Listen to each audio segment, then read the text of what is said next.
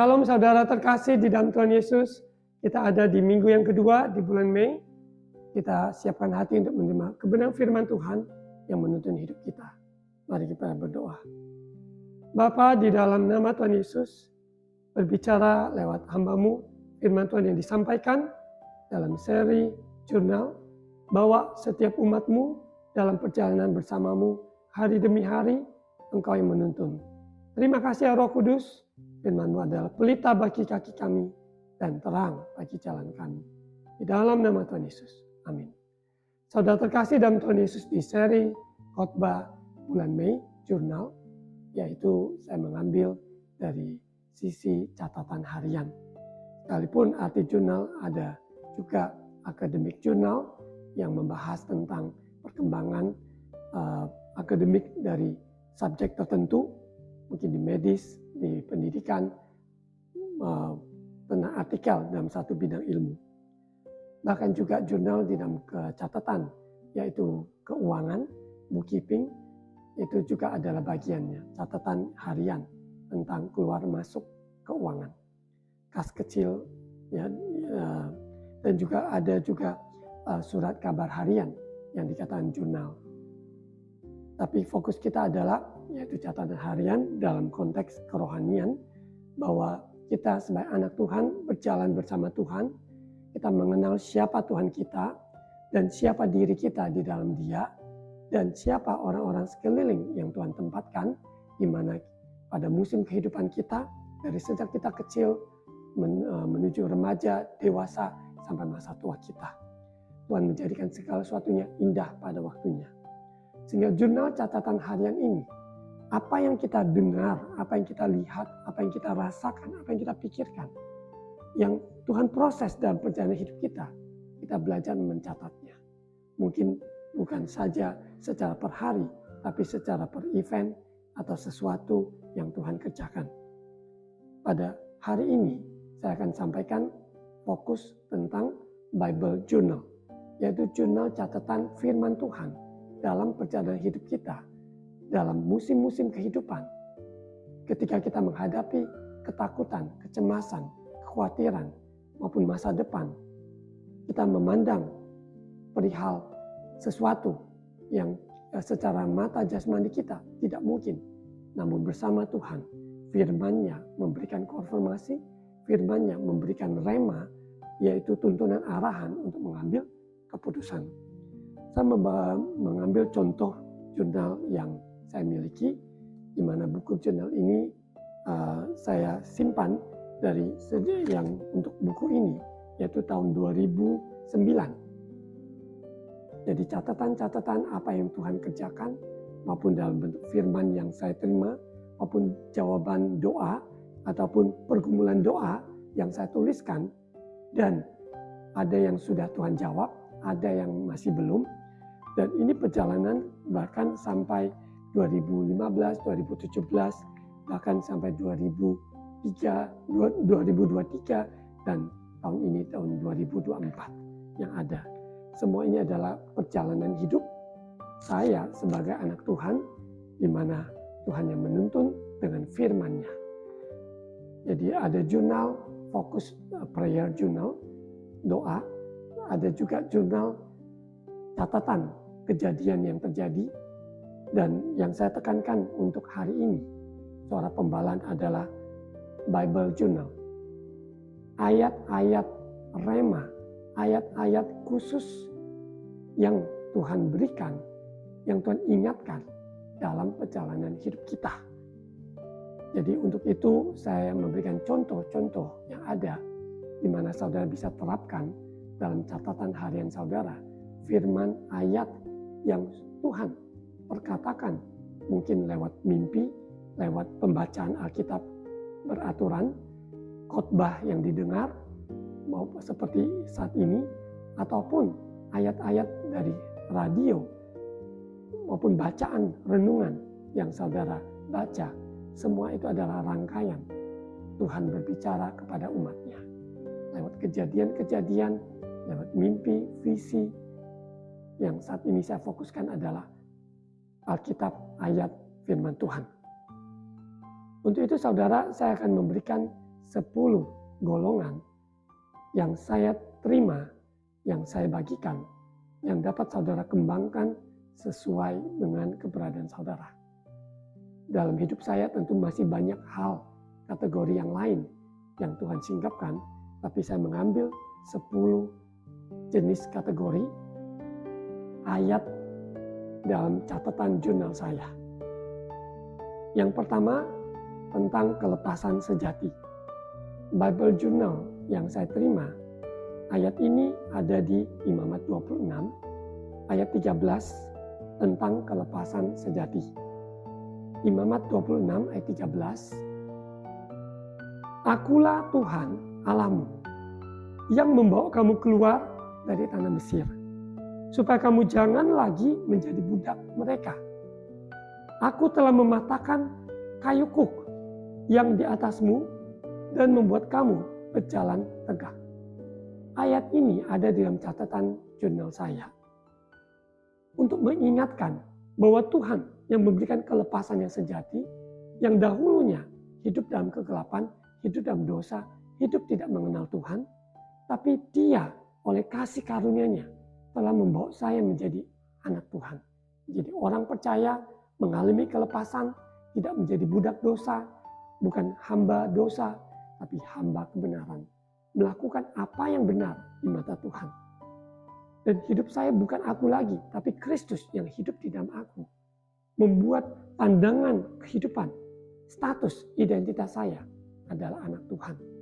Kelepasan sejati ini senantiasa memberikan kekuatan yang baru untuk menghadapi kenyataan hidup, tantangan hidup, dan masa depan yang kita secara manusia tidak tahu, tapi Allah tahu. Dan Tuhan mematahkan kayu kuk, karena kuk di dunia ini membuat kita menjadi lemah terpuruk, tapi Tuhan seperti di Matius 11 ayat 28, 29, marilah padaku yang letih lesu dan beban berat. Aku memberikan kelegaan dan pikulah kuk yang kupasang. Jadi ada kuk dari dunia, itu akan membuat kita menjadi hamba dosa. Tapi kuk dari Tuhan memberikan kita kelegaan dan melakukan apa yang Tuhan kehendaki. Untuk itu saudara, saya membagikan yang pertama ini kelepasan sejati sehingga kita alami, yaitu sukacita damai sejahtera. Bukan lagi dosa yang mengikat ucapan kita, perbuatan kita, tetapi Yesus memberikan kelepasan. Anak manusia memerdekakan, maka kita sungguh merdeka. Kebenaranmu memerdekakan. Sungguh ini kelepasan sejati ditemukan, yaitu di dalam Yesus Kristus. Oleh firman-Nya kita dibebaskan. Kita sungguh merdeka. Dikatakan bahwa Ia yang membuat kamu berjalan tegak dengan penuh confidence, keyakinan Kristus di dalam aku, sehingga kita menghadap keberadaannya ada hidup ini dengan Tuhan penolong kita. Di dalam setiap pergumulan apapun, kesesakan apapun, Tuhan yang membuat kita berjalan dengan tegak karena Dia memegang tangan kita. Masuk di yang kedua, Bible Journal. Dalam golongan yang kedua, takut. Menghadapi takut kehidupan ini, tidak ada seorang pun yang dikatakan kebal tentang rasa takut. Rasa takut yang berlebihan itu membuat kita menjadi aneh sendiri ataupun menjadi overreact dan bahkan membuat seseorang itu bertindak yang irasional. Ya, contohnya, orang takut tentang masa depannya bukan mempersiapkan diri, tapi ketakutan itu mencengkram, membuat seseorang itu ditenggelamkan dalam ketakutan dan tidak bisa berkutik. Tapi ayat firman Tuhan ini yang saya akan bagikan di dalam catatan Bible Journal pribadi, ini memberikan sebuah kelepasan. Ya. Yesaya 41 ayat 10 tentang menghadapi ketakutan. Ya. Yesaya 41 ayat 10. Di firman Tuhan begitu banyak ayat yang disebut jangan takut, jangan takut, jangan takut. Saya ambil satu ayat. Yesaya 41 ayat 10. Janganlah takut, sebab aku menyertai engkau. Janganlah bimbang, sebab aku ini Allahmu. Aku akan meneguhkan, bahkan akan menolong engkau. Aku akan memegang engkau dengan tangan kananku yang membawa kemenangan. Saudara ucapkan, hidupi, perkatakan, tuliskan ayat ini dalam catatan harian saudara, Bible journal saudara. Aku tidak takut. Mengapa aku tidak takut? Sebab Tuhan menyertai aku. Immanuel, Yesus besertaku. Roh Kudus tinggal di dalam aku. Menghibur, menguatkan. Sehingga aku dapat melewati semuanya. Roh Tuhan ada bersama saudara. Menghadapi apapun, jangan takut dan jangan bimbang. Sebab Tuhan ini Allahmu. Dia dahulu, sekarang, sampai selamanya. Dia adalah Tuhan yang berkuasa di bumi, di surga selama-lamanya. Yang memegang kunci, yaitu kunci maut. Dia memberikan kunci kemenangan. Dan dia meneguhkan kita, menolong engkau. Dia memegang engkau dengan tangan kanannya yang membawa kemenangan. Saudara, tidak ada masalah yang terlalu besar bagi Tuhan. Tidak ada masalah yang terlalu kecil sehingga Tuhan tidak peduli. Allah kita Allah yang peduli.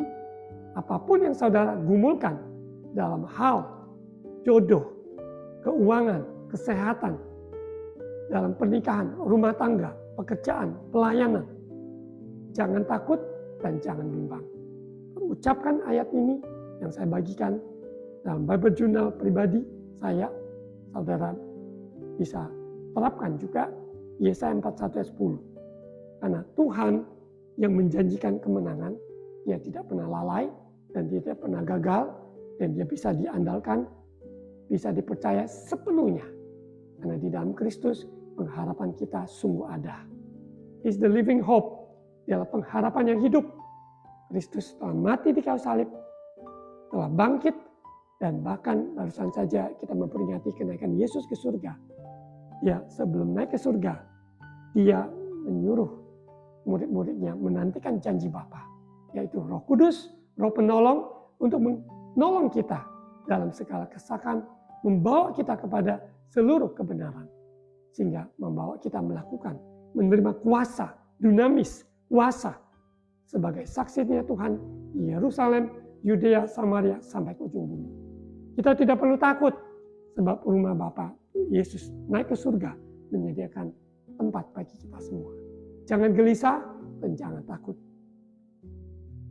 Golongan yang ketiga, tadi yang pertama kelepasan sejati, yang kedua menghadapi rasa takut, yang ketiga menghadapi rasa khawatir.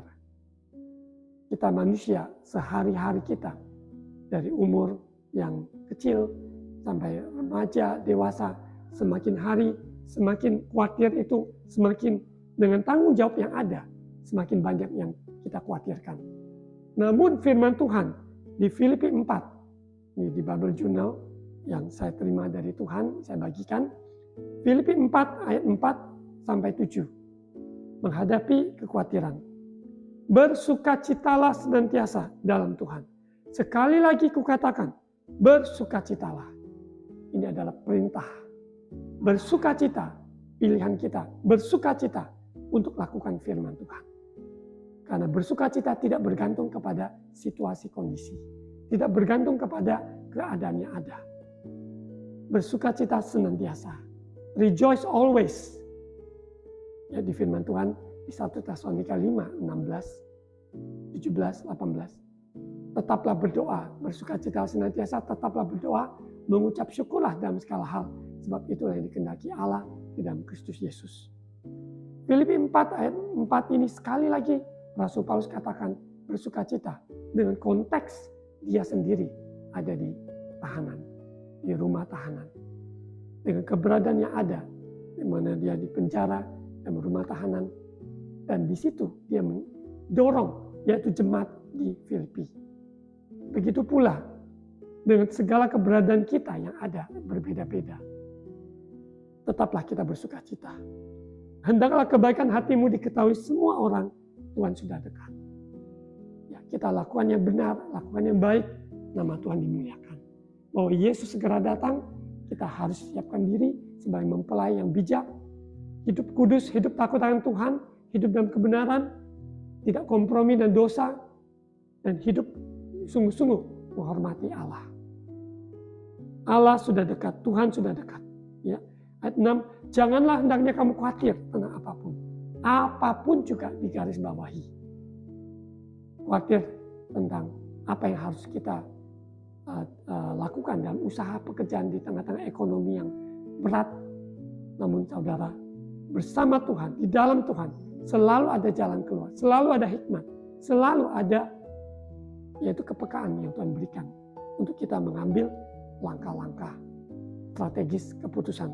Kita belajar dengar, kita belajar taat, sehingga kita tiba di tujuan Allah. Sekalipun proses yang kita alami, liku-liku, yang harus kita alami, yaitu ujian, bahkan juga cobaan. Namun sebagai anak Tuhan, tidak perlu takut, tidak perlu khawatir. Jangan hendaknya kamu khawatir apapun, nyatakan segala hal keinginanmu kepada Allah dalam doa, permohonan, dan ucapan syukur. Tentu dalam doa ini kita diproses Tuhan untuk melaraskan diri kepada kehendak Tuhan. Sehingga bukan keinginan, kemauan kita, tapi kehendak Tuhan terjadi dalam hidup saudara dan saya. Kehendak Tuhan di dalam pekerjaan, dalam rumah tangga, dalam keluarga, dalam membesarkan anak. Tidak ada yang terlalu sukar, tidak ada yang mustahil bagi Tuhan, tidak ada yang mustahil bagi orang yang percaya. Sertai dengan ucapan syukur. Orang yang senantiasa mengucap syukur, kebaikan Tuhan semakin dia rasakan. Karena Tuhan itu berbuat baik kepada semua orang, tapi belum tentu semua orang mengakui. Karena tidak semua orang mengucap syukur. Kita sebagai orang yang sudah ditebus oleh darah Yesus, kita datang mengucap syukur. Nafas yang Tuhan beri, keluarga yang ada, keberadaan yang ada, maupun kesehatan yang ada, semua itu datang dari Tuhan, oleh Tuhan, dan kepada Tuhan segala kemuliaan. Ayat 7, tentang menghadapi kekhawatiran, damai sejahtera Allah yang melampaui segala akal akan memelihara hati dan pikiran kita di dalam Kristus Yesus. Seringkali membuat kita goncang, perasaan kita, pikiran kita. Tapi izinkan damai sejahtera Allah. Firman-Nya di mana ada kebenaran, di situ ada damai sejahtera. Dan damai sejahtera itulah melampaui pikiran, akal kita. Dia akan pelihara hati, pikiran kita dalam Kristus Yesus, sehingga kita terjaga. Di tengah gelombang suara maupun juga berita-berita buruk, kabar-kabar burung, hoax.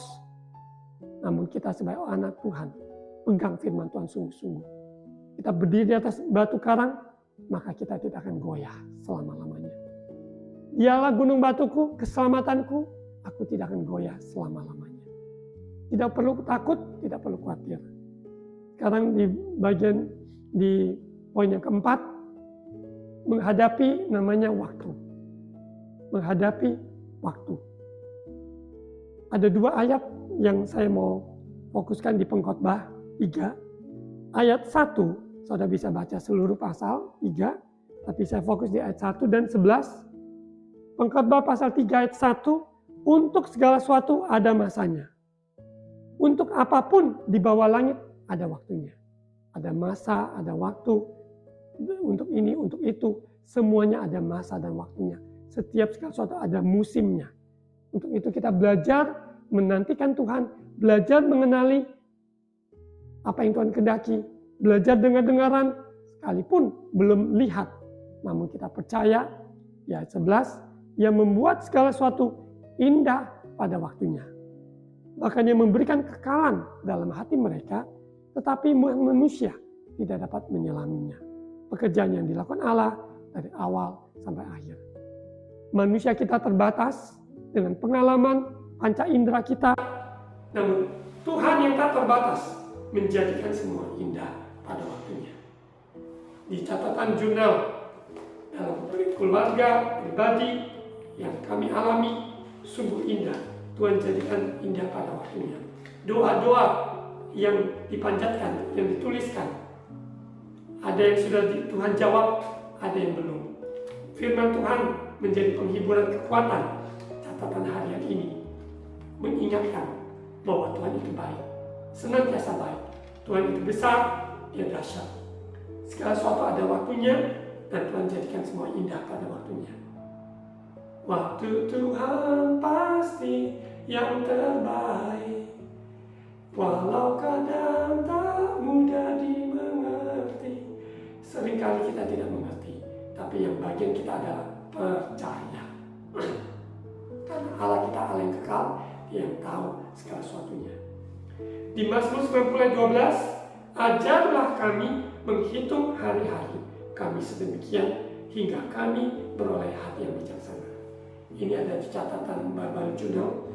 Dengan waktu jangan sia-siakan, karena ketika waktu berlalu kita mau mencari, dia sudah tidak ada. Karena hari ini Tuhan yang jadikan segala sesuatunya indah. Besok punya keesokan kesusahannya sendiri. Kita perlu hidupi apa yang sudah lewat. Tidak bisa kita kembali ke masa lalu. Yang kita bisa hadapi adalah hari ini dan mempersiapkan diri untuk hari depan. Sekarang di bagian yang di poin yang kelima, tentang jiwa. Saudara, kita terdiri roh, jiwa, dan tubuh. Di mana roh kita sehat, yaitu firman Tuhan di dalam kita. Kita simpan firman Tuhan sehingga kita tidak berdosa terhadap Tuhan. Dalam jiwa kita seringkali terombang-ambing dengan keadaan, perasaan yang itu dalam jiwa, kehendak kita, kemauan kita. Biarlah kita dapatkan penggembalaan Kristus dalam hidup kita. Untuk hal jiwa, saya mendapatkan yaitu Mazmur 23 di dalam Bible Journal perjalanan, yaitu Mazmur 23. Saudara bisa membaca seluruh pasal ayat 1 sampai ayat 6. Baca bersama-sama. Mazmur Daud, Tuhan adalah gembalaku, takkan kekurangan aku. Ia membalikan aku ke padang yang berumput hijau, ia membimbing aku ke air yang tenang. Ia menyegarkan jiwaku, ia menuntun aku di jalan yang benar, oleh karena nama-Nya. Sekalipun aku berjalan dalam lembah kekelaman, aku tidak takut bahaya, sebab Engkau besertaku. Gadamu dan tongkatmu itulah yang menghibur aku. Engkau menyediakan hidangan bagiku di hadapan lawanku. Engkau mengurapi kepalaku dengan minyak, pialaku penuh melimpah. Kebajikan dan kemurahan belaka akan mengikuti aku seumur hidupku, dan aku akan diam di dalam rumah Tuhan. Luar biasa. Ayat-ayat ini adalah Daud, seorang gembala kawanan domba. Dia belajar mengenal Tuhannya lewat kehidupannya, sehingga dalam perjalanannya menjadi raja maupun proses perjalanan yang masih panjang. Tuhan gembalaku yang baik inilah membawa dia kembali di dalam jalannya Tuhan. Kadang dia sudah jalannya serong, tapi gadanya Tuhan, tongkatnya Tuhan meluruskan jalannya. Begitu pula meluruskan jalan saudara dan saya. Di dalam perjalanan hidup ini, jiwa ini seringkali gelisah, jiwa ini seringkali galau. Tetapi izinkan Tuhanlah menjadi gembala yang baik dalam hidup kita, sehingga rumput yang hijau, air yang tenang, kita mendapat keteduhan yang tiang awannya, tiang apinya senantiasa menghangatkan kita, menyegarkan kita, menguatkan kita, dan kita sadari Dia beserta kita. Lewati lembah, ada Tuhan. Lewati gunung, ada Tuhan di sana. Dan kebajikan kemurahan senantiasa mengikuti seumur hidup kita. Di dalam rumah Tuhan, di dalam hadirat-Nya, kita tidak perlu khawatir, karena ada perlindungan Tuhan yang sempurna. Dan jiwa kita harus mendapat ketenangan menghadapi keputusan-keputusan yang harus kita ambil. Kalau jiwa kita tidak tenang, maka bawaannya adalah emosi, bawaannya adalah amarah maupun kesal, jengkel, bahkan kekecewaan. Tapi seseorang yang tahu Tuhan adalah gembala yang baik, menghidupinya, maka jiwanya terpelihara di dalam Kristus. Sekarang berikutnya di poin yang ke-6, yaitu hati. Perihal hati, tidak seorang pun manusia yang tahu. Hati manusia licik. Seringkali kita berbohong dengan diri kita sendiri. Tapi izinkan Tuhan menyelidiki hati kita. Sehingga apabila hati kita ada selo, luruskan jalan kita. Hati ini miliknya Tuhan. Yesus berkata, yaitu di hati kita. Hati orang benar, hati yang jujur, hati yang taat, hati yang lembut, sehingga bisa terima firman. Hati yang bersih, tidak ada kedongkolan, tidak ada iri hati, tidak ada kesombongan, yang ada hati yang percaya. Hati yang sepenuhnya utuh dipulihkan. Di dalam hadiratnya, disembuhkan, di firman-Nya, dan hati ini adalah milik Kristus. The King of my heart, dialah Raja atas hatiku. Sehingga yang bertata di hatiku adalah Kristus. Dengan kekuasaannya, hadiratnya, firman-Nya senantiasa ada, yaitu Roh Kudus. Amsal 4 ayat 23 banyak tentang hati yang baru, hati yang lembut dan sebagainya. Saya fokuskan di Amsal 4 ayat 23. Saudara di dalam catatan jurnal saudara pribadi, saudara catat ayat-ayat yang menjadi rema, menjadi bekal buat saudara menghadapi hari-hari ini. Amsal 4 ayat 23, jagalah hatimu dengan segala kewaspadaan, karena dari situlah terpancar kehidupan. Harta benda, semua materi, itu semuanya ya boleh saja kita jaga, tapi di atas semuanya yang lebih utama yaitu jaga hati kita. Jangan simpan maupun hati yang tidak mau mengampuni. Jangan simpan kedongkolan, jangan simpan kepahitan, kebencian, tapi lepaskan sehingga hati gembira adalah obat yang manjur. Dan hati ini memuliakan Tuhan. Jadi hati ini memuji Tuhan, hati ini penuh sukacita. Sekarang poin yang ke-7 dalam Bible Journal yang tercatat, yang saya alami, saya bagikan pada saudara. Saudara bisa kembangkan, catat apa yang Tuhan taruhkan dan perjalanan hidup saudara. Yang ke-7 tentang rencana Tuhan. Dalam Bible Journal tentang rencana Tuhan. Ada 2 ayat di sini, Roma 8 ayat 28. Ini tidak asing bagi kita semua. Kita tahu sekarang bahwa Allah turut bekerja dalam segala sesuatu untuk mendatangkan kebaikan bagi mereka yang mengasihi Dia, yaitu bagi mereka yang terpanggil sesuai dengan rencana Allah. Saudara percaya rancangan Tuhan itu terbaik? Apabila kita percaya, sekalipun kenyataan yang kita hadapi begitu berat, tapi Allah itu baik. Rancangan Tuhan sempurna dan baik. Kau lebih tahu yang terbaik bagiku, Kau lebih sanggup pulihkan hidupku. Allah kita memberikan yang terbaik buat hidup kita.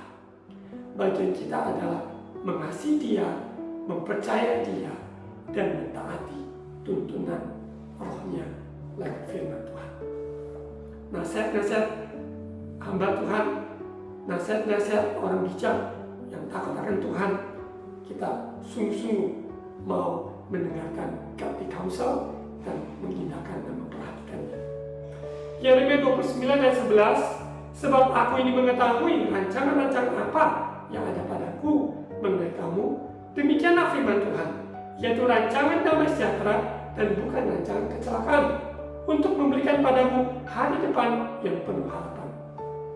Firman Tuhan ini tertulis dalam kitab Yeremia bagi orang-orang dalam pembuangan di Babel. Selama 70 tahun mereka ada di pembuangan. Tapi di tengah-tengah pembuangan tersebut, Tuhan tetap mengasihi umatnya dan memberikan rancangan yang terbaik dalam sekalipun yang mereka hadapi kenyataan yang buruk. Untuk itu saudara, ketika menghadapi ujian, cobaan, bela hati kita tetap percaya rancangan Tuhan selalu indah. Rancangan Tuhan selalu yang terbaik, sekalipun kita tidak mengerti. Sekarang poin yang ke-8 dalam Bible Journal tentang penantian. Kita tahu bahwa Tuhan punya rancangan B, kita ada di A. Dari A ke B itu ada namanya masa, ada waktu, ada kairos, waktunya Tuhan, ada momentum, dan kronologi perjalanan kita yang tadi saya sampaikan tentang waktu. Sekarang ada masanya namanya penantian. Dan masa penantian itu adalah masa yang sukar, melatih kesabaran kita, melatih ketekunan kita dalam berdoa, melatih kesungguhan kita untuk mencari Tuhan, berharap padanya. Dan penantian ini seringkali orang gagal dan berarti tidak sabar. Daripada tunggu Tuhan, menantikan Tuhan, saya ambil langkah sendiri, main hakim sendiri, pembalasan dengan kekuatannya, padahal pembalasan itu dari Tuhan. Pada pertolongan Tuhan itu tepat pada waktunya. Kita tidak bisa menolong Tuhan, tapi Tuhanlah yang menolong kita. Untuk itu kita harus belajar di poin yang ke-8 ini tentang penantian. Orang yang menanti-nantikan Tuhan, dia akan melihat rencana Tuhan itu digenapi. Sekalipun saat ini belum sepenuhnya, tapi kita on the way, dalam perjalanan, sehingga rencana Tuhan itu fulfill, digenapi dalam hidup kita. Karena perjalanan kita ini terus dari waktu demi waktu, liku-liku perjalanan, tapi semuanya mencapai tiba di tujuan. Asal kita mau belajar menanti-nantikan Tuhan. Menantikan Tuhan itu bukan pasif, tapi menantikan Tuhan itu aktif. Dalam berdoa, mencari wajah Tuhan, berpuasa, membaca firman Tuhan, maupun melangkah sesuai dengan arahnya, itu semua adalah di masa penantian. Yesaya 40 ayat 28 sampai 31 tentang penantian. Tidakkah kau tahu dan tidakkah kau dengar, Tuhan ialah Allah kekal yang menciptakan bumi dari ujung ke ujung. Ia tidak menjadi lelah dan tidak menjadi lesu, tidak terduga pengertiannya. Manusia siapa yang bisa menguasai, memahami Allah sepenuhnya? Kalau bukan Roh Tuhan yang membawa kita dalam proses perjalanan kita mengenal Tuhan lebih dan lebih lagi. Dalamnya, lebarnya, panjang, tinggi, kasihnya buat kita tak terselang. Ayat 29, Dia memberi kekuatan pada yang lelah dan menambah semangat pada yang tidak berdaya. Apakah saudara hari-hari ini sangat lelah, sangat lesu? Saudara jangan tawar hati, jangan kecil hati, tapi sungguh-sungguh nantikanlah Tuhan. Karena Dia akan memberikan semangat yang baru, kekuatan yang baru kepada orang-orang yang menanti-nantikan Dia. Ayat 30, orang-orang muda menjadi lelah dan lesu, dan teruna-teruna jatuh tersandung.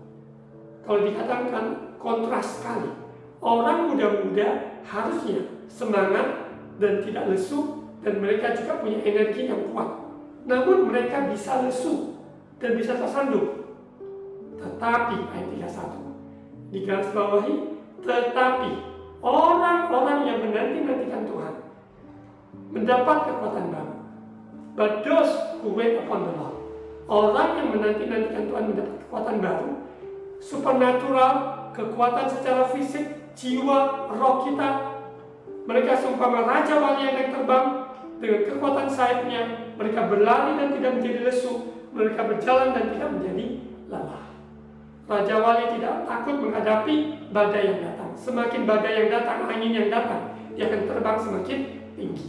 Untuk itu saudara, dalam menanti-nantikan Tuhan, kita akan dilatih cara dunia, secara pemikiran, bagaimana mungkin menantikan Tuhan bisa dapat kekuatan baru.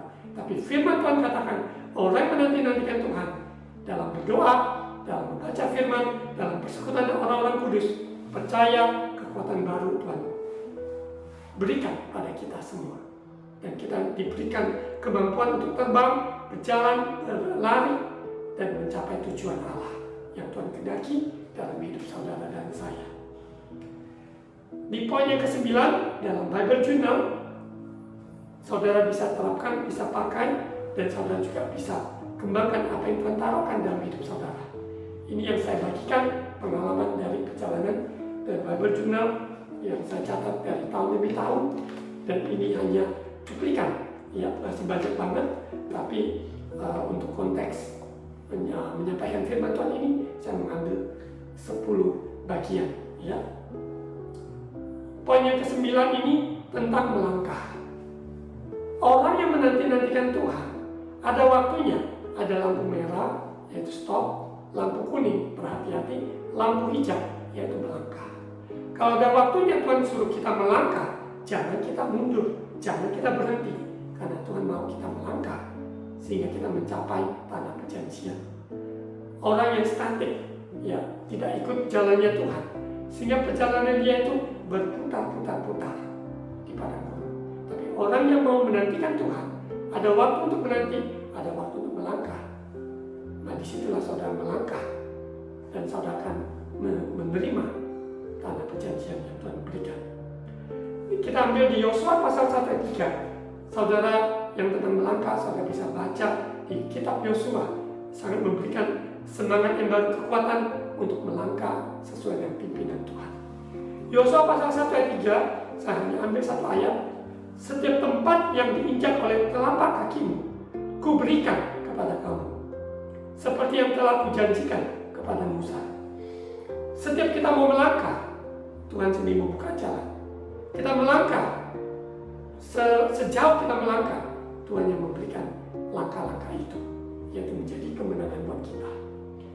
Seperti di dalam pintu, ya kita lihat pintu otomatis, kita melangkah dan pintu itu akan terbuka. Orang yang melangkah dan iman, percaya bahwa Tuhan yang memegang tangannya, bahwa Tuhan yang mempunyai rancangan masa depan yang indah. Ketika dia melangkah dan iman, maka dia juga memperoleh yaitu kenyataan. Dia mengalami yaitu penggenapan dari rencana Tuhan dalam hidupnya. Yang terakhir dalam renungan tentang Bible Journal, yaitu kebenaran ayat-ayat yang menjadi mewarnai kehidupan saya sebagai anak Tuhan maupun dalam keluarga saya. Ini menjadi berkat bagi juga pelayanan, bagi saudara dalam usaha, pekerjaan, dalam apa saja yang saudara lakukan. Sebagai yang terakhir adalah lebih dari pemenang. Saudara dan saya diciptakan, dikhususkan, disetting adalah lebih dari pemenang. Jadi ketika kita menghadapi ujian cobaan, kita tidak mundur. Respon kita yang benar itu adalah sikap seorang pemenang, bahkan lebih dari pemenang. Roma 8 ayat 37 sebagai ayat terakhir, tetapi dalam semuanya itu kita lebih daripada orang-orang yang menang oleh Dia yang telah mengasihi kita. Bahwa kita semua yang menghadapi ujian pencobaan yang ada, kita lebih dari pemenang. Bersama Yesus kita dapat melewatinya. Sungai, api, seberat apapun tidak akan melebihi dari kekuatan. Untuk itu saudara, kita kuatkan hati kita, percaya bahwa kita lebih dari pemenang. Di Bible Journal yang saya alami dan keluarga alami, tercatat dari tahun demi tahun, Tuhan itu setia. All my life you have been faithful. All my life you have been so good. Tuhan itu baik, Tuhan itu setia dalam perjalanan hidup kita. Catat apa yang Tuhan kerjakan, ayat-ayat yang menjadi rema buat saudara. Saya mengulang kembali. Yang pertama dalam menghadapi, yaitu menyadari ada kelepasan sejati hidup kita. Yang kedua, hadapi rasa takut. Yang ketiga, rasa khawatir. Keempat, melihat waktu. Ya, bagaimana kita melihat waktu dari perspektif Allah. Kondisi jiwa, ya, Tuhan gembala yang baik. Yang keenam, hati ini harus dijaga. Ketujuh, rencana Tuhan senantiasa indah dan terbaik. Yang kesembilan, masa penantian. Kesembilan, melangkah. Kesepuluh, lebih dari pemenang. Mari kita tutup dengan doa. Terima kasih Bapak, firman Tuhan ya dan amin. Tuhan mengajarkan sehingga 10 kategori yang hamba-Mu hadapi selama ini dalam keluarga, dalam pelayanan, dalam tugas-tugas yang ada. Sungguh firman Tuhan jawaban. Dalam Bible Journal ini menjadi berkat buat umat Tuhan menghadapi apapun yang mereka sedang hadapi. Engkau jadikan semuanya lebih dari pemenang. Sehingga proses-proses ini membentuk karakter kami menjadi serupa dengan Kristus.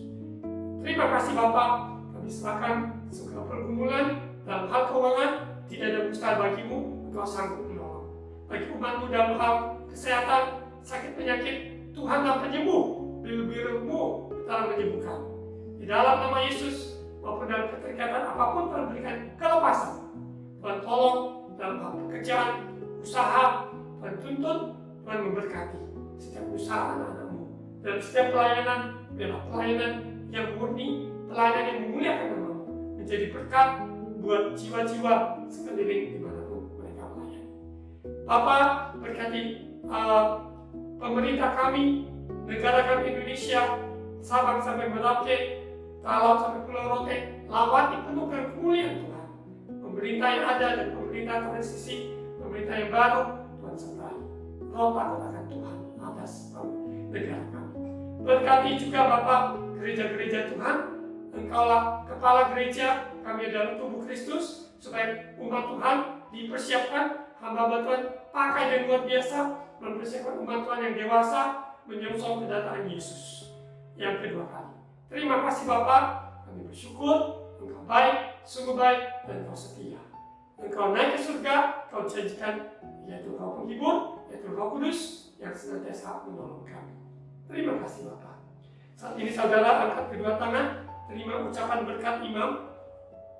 Tuhan memberkati engkau dan melindungi engkau.